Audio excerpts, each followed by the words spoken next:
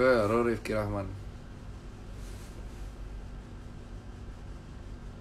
Ya buat kawan-kawan selamat malam semua. Jadi tadi saya udah baca satu persatu hampir belasan ribu komen ya. Bukan hampir sih, sudah belasan ribu komen yang menitipkan usul dan pesan di materi PPKM. Kita move on di bagian masalah ini aja ya. Jadi kalau kita bicara belak-belakan memang positifnya dulu ya. Positive thinking, positive vibes. Positive vibes-nya adalah angka kesembuhan tuh naik terus. Ini di tengah nakes yang terbatas, di tengah banyak orang yang nggak dapat rumah sakit, angka kesembuhannya naik terus, kita harus apresiasi. Terima kasih buat yang udah terlibat di situ. Dan alhamdulillah pasien saya juga yang beberapa isoman yang saya kontrol juga sudah banyak yang sembuh. Tapi ada juga angka COVID-nya yang positif juga naik 40.000. Dan pada beberapa hari kemarin, ya 2 hari yang lalu kan kita dihebohkan dengan usul dari Bu Sri Mulyani yang ada skenario kalau PPKM itu 6 minggu. Tapi kalau terlihat dari statementnya Pak Luhut, belum ada keputusan diperpanjang. Kalau kita jadi benar ya buat kawan-kawan, memang ada benar skenario dari Bu Sri Mulyani, skenario kalau 6 bulan. Tapi Pak Luhut belum memutuskan diperpanjang atau enggak. Keputusan diperpanjang atau enggak itu akan diputuskan pada akhir pekan ini. Pada akhir pekan ini.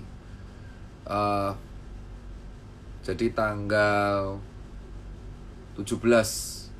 Jadi keputusan tanggal 17. Jadi kita akan bahas satu persatu ya. Saya udah discuss dengan beberapa orang sih, yang maksudnya ya terpandang lah. Tapi saya nggak bisa sebut nama lah ya. Problemnya kalau PPKM darurat ini dilaksanakan lagi dengan angka COVID yang tak terkontrol, jadi ini kan bukti bahwa nggak begitu efektif. Jadi harus kita akui efektifnya itu mencegah mobilitas. Kita harus akui ya. Kalau dari kata Pak Luhut kemarin pemaparan tadi sih 12 jam yang lalu, mobilitas itu berkurang sampai di angka 20% dari normal. Tetapi angka positifnya tuh meroket terus. Ini tentu menjadi pertanyaan dong, kok bisa PPKM darurat sudah hari tanggal menuju ini besok 14, tapi angka COVID-nya rekor terus. Ya terlepas angka positifnya tinggi. Ini kalau dilanjutkan lagi, yang dikhawatirkan berapa pihak saya nggak bisa ngomong ya. Sebenarnya orangnya valid sih sumber ya. Beberapa sumber ini mengatakan kalau dilanjutkan lagi bisa potensi konflik horizontal, terutama warga yang tidak punya gaji bulanan. Jadi kalau gaji bulanan mungkin masih bisa hidup walaupun terbatas banget. Tapi kalau yang pedagang harian atau freelance atau orang yang pekerja harian, pekerja lepas, ini hancur. Dan ini bisa mempotensi menimbulkan konflik horizontal. Bedanya negara kita sama negara lain, kalau negara Europe yang ramai kemarin, Inggris lockdown dan kawan-kawan, warganya penghasilan kapitalnya tinggi, vaskesnya pun lengkap. Dan kalau Jepang lockdown tentu ditanggung. Dan di sana pendataan sangat bagus, ya kan? Jadi nggak bisa kalau kita nyamain lockdown kita di US tuh nggak bisa. Atau PPKM lah, apapun istilahnya, PPKM, PSBB, lockdown bagi saya sama aja ya. Sistemnya sama aja, cuma beda istilah aja. Jadi memang benar, dari 12.000 komen yang saya baca, dan saya menyampaikan itu semua, jadi benar ya, saya tuh nggak sengaja nulis kayak gitu tuh nggak hanya untuk bertanya, tapi semuanya saya sampaikan ke Kemenkes. Jadi usul-usul kawan-kawan saya kasih ke Menkes, saya kasih ke teman-teman polisi, saya kasih teman-teman ID juga. Dan semua pada satu kesimpulan, ini kalau diambil PPKM lagi, resiko terburuknya adalah bukan ekonomi hancur ya, tapi konflik horizontal karena nggak imbang. Kalau yang gaji bulanan, sekali lagi dia masih bertahan, tapi kalau dia gajinya harian, nggak akan bisa makan. Kita lihat PPKM darurat 3 minggu ini gejolaknya udah luar biasa. Kasus Louis, Ibu Louis lah, itu bisa naik walaupun sebenarnya dia ada minta maaf. Itu karena selama 2 minggu banyak orang kesusahan karena PPKM. Kita analisa ya, jadi kemarin kita analisa banyak orang kesusahan karena PPKM, sehingga orang seperti Louis aja yang statementnya konyol dipercaya. Kalau ini PPKM lanjut terus, maka warga yang nggak bisa makan tentu akan mempercaya Louis-Louis yang lain. Jadi kemungkinan besar warga percaya hoax akan sangat tinggi kalau PPKM darurat dilakukan tanpa persiapan yang matang. Itu yang pertama tadi, konflik horizontal. Kedua, ya akan muncul Louis-Louis yang lain gitu. Nah, kalau misal PPKM darurat tidak dilakukan, vaskesnya kolaps. Karena ini PPKM darurat aja pasiennya numpuk. Banyak pasien antri di IGD dan isoman. Sementara tenaga kesehatan itu terbatas, terbagi di vaksinator, kurator, sama saya edukator. Kurator itu penyembuh ya. Sama kalau buat rumah sakit darurat pun nggak ada SDM-nya. Nah, ini tuh dibahas. Jadi buat kawan-kawan semua, PPKM dilanjutkan apa enggak, itu belum ada keputusan. Jadi tenang dulu. Dan semua usul dari warga itu dinotis. Dinotis, bener dinotis. Jadi saya kemarin tadi tuh capture tadi ya, dan saya berikan ke teman-teman, itu memang dinotis. Dan teman-teman pun yang di bagian PPKM pun ngerti ini bahaya banget ini. Yang dikhawatirkan tuh lebih ke konflik sebenarnya, karena akan banyak orang memanfaatkan isu ini untuk konflik. Nah,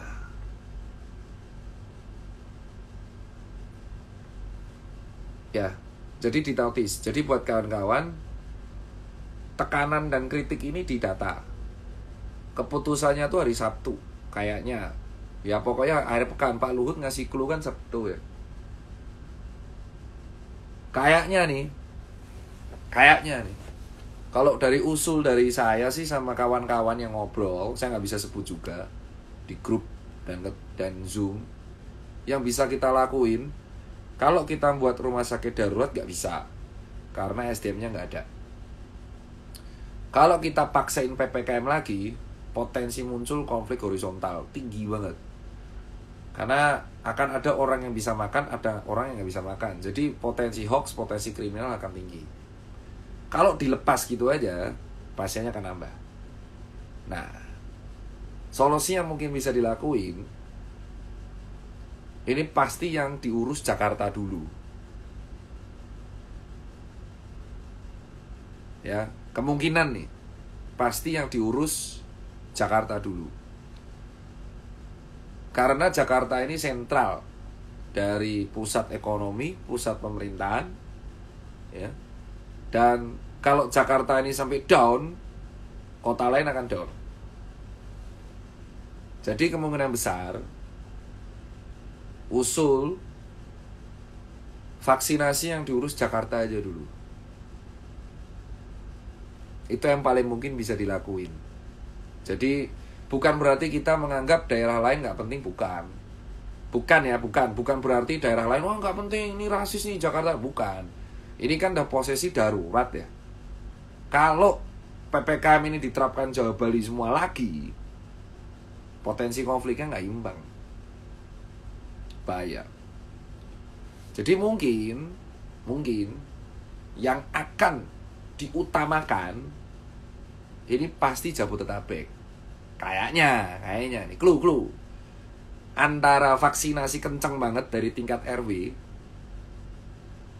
RT, tapi kalau divaksin PPKM darurat lagi Jakarta, kayaknya susah. Jadi kayaknya kegiatan akan mulai dipaksain buka tapi cuma 20% maybe gitu kan. Tapi penyekatan mungkin masih ada. Tapi vaksinasinya diutamakan di Jakarta semua. Jadi kalau buat warga Jakarta ini harus diutamakan dulu kayaknya. Dan kita harus melupakan kepentingan politik. Kalau daerah lain kemungkinan besar loss kayaknya. Jadi nggak mungkin darurat lagi. Susah. Jadi kemungkinan nih usul nih yang paling mungkin kita analisa nih ya. Analisa logis-logisan aja. Kalau nih Jawa Bali lagi diterapin, konflik masih kan? Nggak mungkin. Karena UMR Jakarta mau UMR kota lain aja udah nggak imbang. Tinggi banget Jabodetabek tuh. Dan Jabodetabek kan kita tahu pusat ibu kota. Jadi PPKM mungkin akan diterapkan lagi, tapi maybe Jakarta atau vaksinasi gencar banget di Jakarta. Untuk kota lain mungkin akan dilonggarkan. Itu kayaknya keputusannya. Karena ini udah nggak bisa lagi. Dulu mungkin Satgas Covid atau pemerintah kita pengen ya ekonomi sama kesehatan tuh jalan bareng. In fact gak bisa. Ini udah gak bisa. Either lu mau milih kesehatan dulu atau ekonomi, ini dah lu milih salah satu. Ini akibat kita jalan dua-dua terus. Gak bisa. Dan PPKM darurat itu efektif ketika di jalan utama doang. Gatsu, Sudirman memang sepi. Tapi kalau sampean lihat ke Lenteng Agung, atau lihat di Kalimalang, atau maybe di deket-deket Cilincing, tetap aktivitas tetap rame ya. Jadi kemungkinan ini program yang bisa dilakuin cuman vaksinasi doang. Vaksinasinya dikebut, terutama di daerah yang red zone. Dan kalau kemungkinan PPKM darurat diperpanjang lagi ini 50-50. Tapi kalau saya lihat usulan teman-teman sih kritikannya kencang banget. Kayaknya pemerintah juga mikir-mikir tuh kalau diperpanjang. Karena pemerintah juga mikirnya nih, kalau logikanya nih, pemerintah tuh kan paling takut kalau ada gaduh ya. Kalau ada gaduh akan bahaya. Jadi kalau kritikannya ada sekencang ini nih, maybe nggak akan diperpanjang. Aku masih positive thinking tuh nggak akan diperpanjang. Tapi mungkin diadaptasi, PPKM-nya dibalikin RT dan RW, ya kan, kencengin tracing sama vaksin. Tapi mulai buka kayak 20% gitu. Dan untuk warga Jakarta sih saranku siap-siap. Karena yang paling disorot kita dulu nih, orang yang tinggal di Jakarta. Bukan hanya KTP Jakarta, tapi orang yang tinggal di Jakarta nih. Jakarta ya. Ya Bekasi kan Jawa Barat, Depok Jawa Barat, Jakarta nih. Itu kesorot. Kalau sampai kita nih nggak terkontrol nih DKI, ya itu daerah lain dah pasti nggak terkontrol juga. Tuh, yang kutakutin tuh cuman kalau gaduh. Kalau sampai gaduh nih di bawah nih, gaduh nih, nggak makan nih kan. Repot yang di atas nih. Karena potensi hoax-nya tinggi. Jadi semakin gaduh kondisi sebuah negara tuh atau daerah, semakin potensi hoax tuh tinggi, semakin provokasi tinggi, semakin tingkat kriminalnya tinggi. Yang repot ya polisi. Sementara polisinya kebagi dua. Ada yang ngurusi Covid, ya kan, penyekatan, ada yang ngurusi kriminal. Ya gitu. Jadi kalau saran sih, mungkin yang di medsos yang kita bisa lakuin ya, kita tahu angka kematian akan naik ya, dan kita tahu nih ribet banget lah. Kita udah tahu lah, tanpa harus kita update, saya tahu lah tuh. Semua orang tahu angka kematian tinggi banget di Indonesia, nomor 1 di dunia. Mungkin yang di medsos, saran sih, mulai kita kencengin update yang membuat semangat aja, karena memang kondisinya lagi nggak baik. Jadi daripada kita gersulo atau kita terjebak dalam gerutu, mungkin kita saling menyemangati sesama, kayak kita update foto kesembuhan, update sesuatu yang mungkin bisa membuat kita semangat. Dan untuk warga Jakarta sih, kalau ada kesempatan buat vaksin, manfaatin aja sebisa mungkin kalian vaksin gitu. Karena kalau daerah kalian nih, Jakarta nih, vaksinnya mencapai atas 50%, saya yakin PPKM nggak akan dilanjutin. Daerah lain gimana, Dok? Nah, mungkin nih PPKM darurat nggak akan Jawa Bali lagi. Mungkin hanya di Jakarta, atau mungkin hanya di Bandung, atau mungkin hanya di Semarang gitu.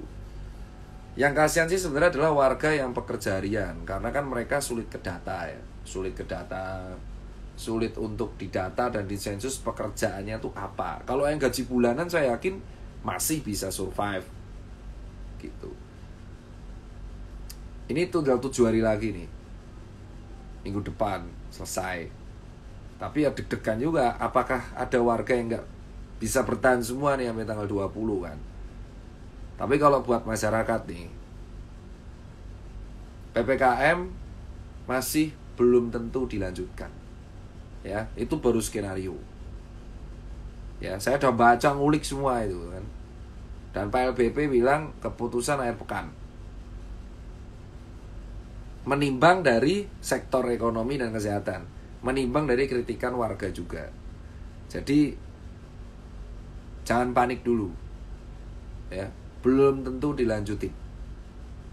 Kalau fix dilanjutin, berarti pemerintah sudah siap dengan resiko akan ada potensi gaduh.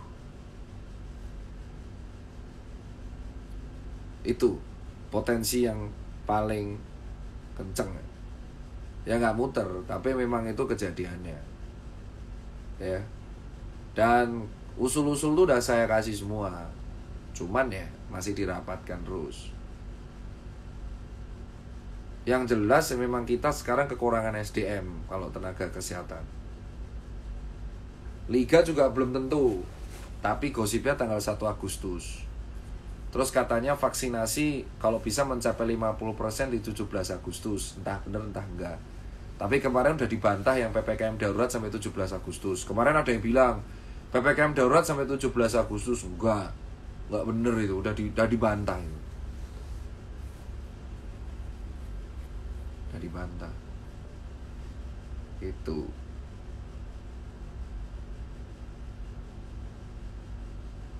Sebenarnya sedih juga sih lihat keadaan kayak gini ya, karena nggak tahu solusinya apa ini. Tapi yang jelas PPKM memang nggak efektif, harus diakui nggak efektif.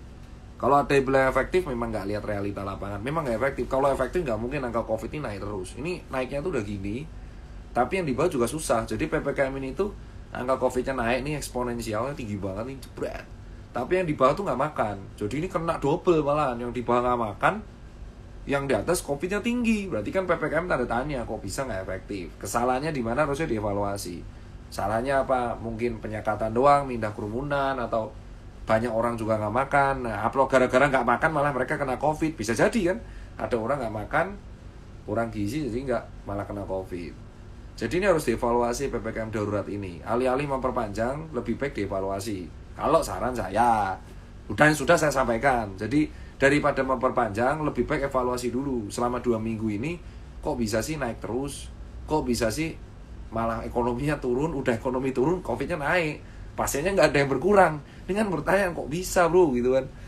Apa yang salah? Obatnya kah? Sistematikanya? Atau prosedural di bawah? Atau bawahan atasan sistematika? Gitu. Jadi kalau saya sih, ya jujur saya lebih pengennya ke tingkat RT RW aja, dan di daerah emang rejun. Kalau Jawa Bali diketatin semua, terkesannya memang lucu, karena ini yang tinggi di sini, yang ini kena juga imbasnya, gitu. Jadi kalau saya sih lebih baik dievaluasi ulang PPKM darurat, karena setelah 2 minggu ya impactnya ngene-ngene tok wae bos,